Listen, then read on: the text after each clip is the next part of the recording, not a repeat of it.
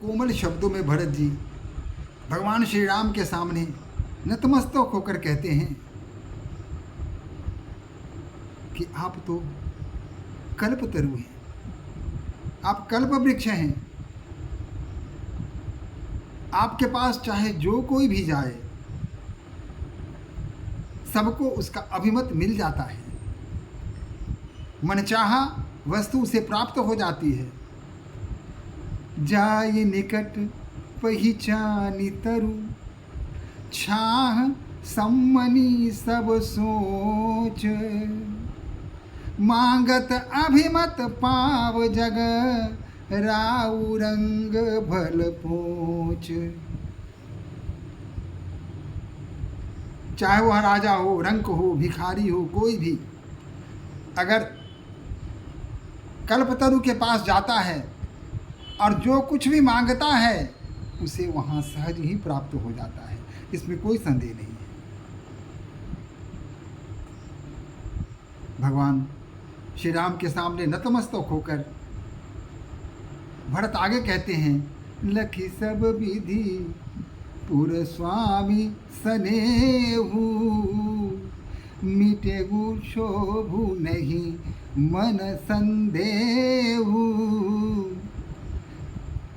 आपका जो प्रेम मिला, आपका जो स्नेह मिला, आपका जो प्यार मिला, आपका जो दुलार मिला, आपका जो अनुराग मिला, मिलते ही मेरे हृदय में जो क्षोभ था, जो संदेह का भाव था, स्वयं में समाप्त हो गया। अब मेरा मन बिल्कुल हल्का हो गया।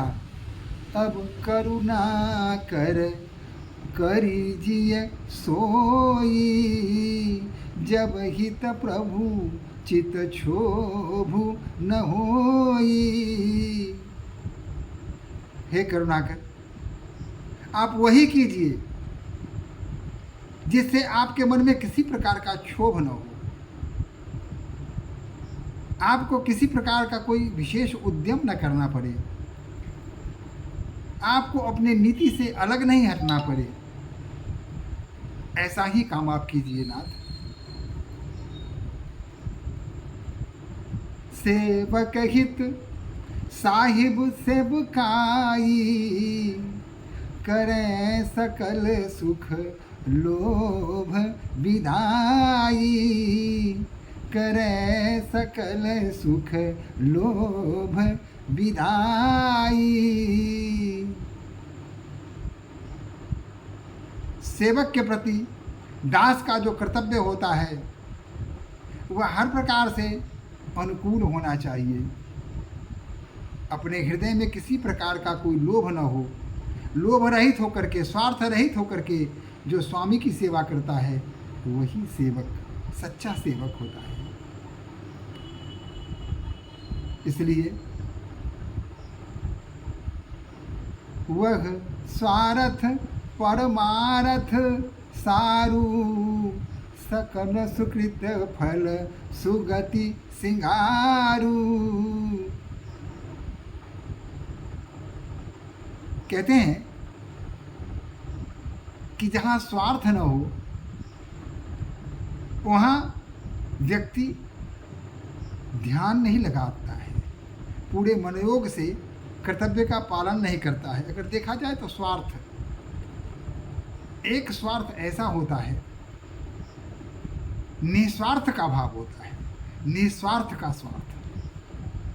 अब सुनने में थोड़ा सा अटपटा लगता है कि निस्वार्थ और स्वार्थ दोनों विपरीत हैं, आखिर दोनों में समानता कैसी? गोस्वामी तुलसीदास जी ने क्या लिखा? स्वांतः सुखाय तुलसी रघुनाथ गाथा, भाषा निबंध मति मंजुल मातनोति। स्वांतः सुखाय, अपने सुख के लिए मैं तुलसीदास श्री रामचरित्र मानस की रचना करता हूँ, अपने सुख के लिए, दूसरों के सुख के लिए नहीं। यह भी तो स्वार्थ है ना, लेकिन यह उच्च कोटि का स्वार्थ है। ऐसा स्वार्थ परमार्थ का रूप ले लेता है। गोस्वामी तुलसी जी का दास का स्वार्थ आज घर घर में करोड़ों लोगों का स्वार्थ बन चुका है। इतने दिनों से गोस्वामी तुलसीदास की रचना घर घर में पूजी जा रही है, रोज श्री राम कथा हो रही है और लोग बड़े मनोयोग से, बड़े चाव से, बड़े प्रेम से, बड़े भक्ति भाव से कथा का श्रवण करते हैं। वह उच्च कोटि का स्वार्थ हुआ। इसलिए सेवक में भी अगर स्वार्थ हो तो उच्च कोटि का स्वार्थ हो, सेवा का स्वार्थ हो। कैसे हम सेवा करें, ईश्वर के प्रति भी वही भाव हो। अगर वह भाव होगा, वैसा स्वार्थ होगा, तो वह स्वार्थ नहीं रह जाता है, वह तो परमार्थ बन जाता है। भक्ति के रस में, भक्ति के रंग में जो रंग गया, फिर संसार में उसके लिए और कुछ भी नहीं है। न उसके लिए अयंग नीचः परो भेति गणना लघु चेतसाम उदार चरितानां तु वसुधैव कुटुंबकम। एक भक्त के लिए फिर सारा संसार ही उसका अपना परिवार हो जाता है। वो मेरा अपना है, वो मेरा पराया है। इस तरह का भाव उसके हृदय में दूर दूर तक कहीं दिखता भी नहीं है, स्वप्न में भी ऐसा नहीं सोचता है। उसके मन में सारे संसार के कल्याण का भाव हमेशा आता रहता है, सबका कल्याण हो, सभी सुखी हों। सर्वे भवन्तु सुखिनः सर्वे सन्तु निरामयाः सर्वे भद्राणि पश्यन्तु माँ कश्चित् दुख भाग भवेत। इस तरह का भाव भक्तों के मन में होता है। वह आनंद में रहता है, दुख का लवलेश नहीं होता। दुख उसके पास जाता नहीं है। अगर दुख जाता भी है तो भक्त दुख को देखता है। आए हो, आओ। दुख का भी स्वागत है, सुख का भी स्वागत है, प्रेम का भी स्वागत है, घृणा का भी स्वागत है। यही भक्ति की सबसे बड़ी पराकाष्ठा है, सबसे बड़ी विशेषता है। भक्त कभी डरता नहीं है। जिसके मन में राम हो, भला डर कहेगा, किससे डर? यही भक्त है। और वही भक्ति भरत जी के हृदय में बैठी हुई है। जब उन्होंने इस बात को समझा कि जब भगवान श्री राम के शरण में मैं आया हूं और आज तक मैं इतना कष्ट उठाता रहा, आत्मग्लानि की आग में जलता रहा, कभी माता को, कभी विधाता को, तो कभी समय को दोष देता रहा, एक पल भी मुझे आनंद की अनुभूति नहीं हुई, कभी सुख से जी नहीं सका, शांति नहीं मिली। और भगवान राम के शरण में आ करके ऐसा लगा जैसे सब कुछ दूर हो गया हो, कल्याण ही कल्याण हो गया हो। और इस तरह आनंद मग्न हो जाते हैं।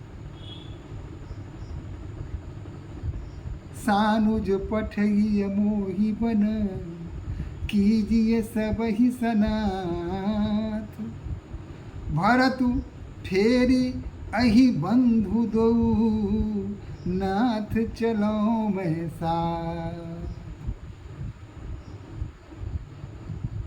बड़ी शक्ति लगाकर और अंत में भरत जी यही कहते हैं, सानुज पठय मोहि बन, मुझे शत्रुघ्न जी के साथ वन में भेजा दीजिए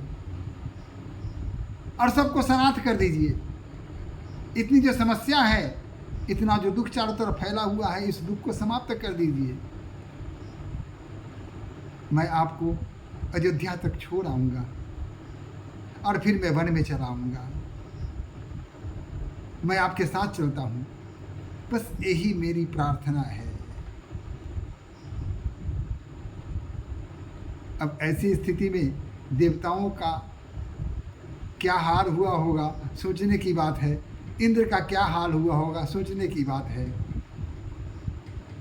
और जो वहाँ उपस्थित लोग थे, सभी आनंद हो जाते हैं, आनंद बन जाते हैं, सब प्रसन्न हो जाते हैं कि अब तो राम को लौटना ही पड़ेगा। और सभी भक्ति भाव में मस्त होकर के भगवान श्री राम के शरण में उनके चरणों में अपने शीश को झुकाते हैं और मन ही में अपना भगवान राम की छवि को बसाकर और मन ही मन भजन करना शुरू कर देते हैं। तुम तन में समाए हो, जीवन में समाए हो, अखियों के रस्ते से मेरे मन में समाए हो, अखियों के रस्ते से मेरे मन में समाए हो, अखियों के रस्ते